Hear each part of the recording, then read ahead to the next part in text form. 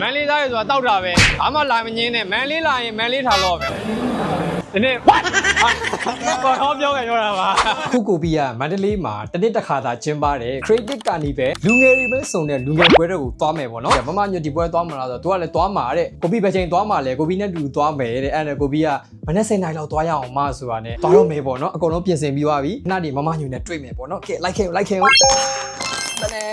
နည်းနည်းအေးရေးပြတ်ထားလမ်းဆန်းသွားအောင်လို့ကိုဘီအမြဲတမ်းတောက်နေကြ Premium Namsan တီးမလေးဖြောတောက်သွားလိုက်မယ်မြန်သွားမှရမယ်10 နာရီကကြော်နေမွေးနေပဲအဲ့ဒါတော့တော့မယ်ဟိုမှာစောင့်နေလောက်ပြီအဝင်ပေါက်ရောက်နေပေါ့နော်မဝင်သေးဘူးမမညိုစောင်းမယ်အခုလာနေပြီလို့တော့ပြောတယ်ထိုင်းနေရတောင်လေးတန်းမှာဟာပါပြီဘာငါရလဲအမြဲတမ်းမေ့ရ LSH စကကမယ်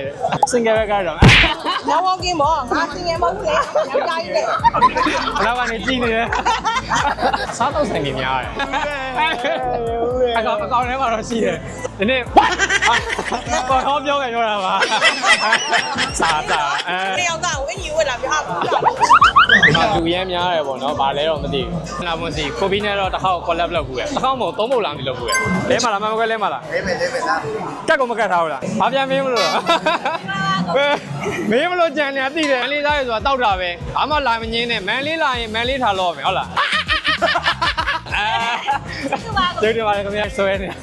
လူငယ်ပွဲတော်ဆိုတဲ့အတိုင်းလူငယ်တွေအရန်များတယ်ဒါဆိုပထမရက်မနေ့စိန်တိုင်းကျော်ပဲရှိသေးတယ်ပေါ့နော်ဒါကတော့ဟောပြောပဲပေါ့နော်ဒါဆိုရင်တော့ကိုဘီမော်ဒယ်ပွဲတုန်းကတွေ့ခဲ့တဲ့တငယ်ချင်းတယောက်ပေါ့နော်ကဲခုကိုဘီတို့ဟိုဘက်နမ်းမှာရှိတဲ့အင်ကြီးဆောင်တွားကြည့်ကြအောင်ဒါဆိုရင်ကိုဘီဝစ်တဲ့ style လေးပေါ့နော်အရန်မိုက်တယ်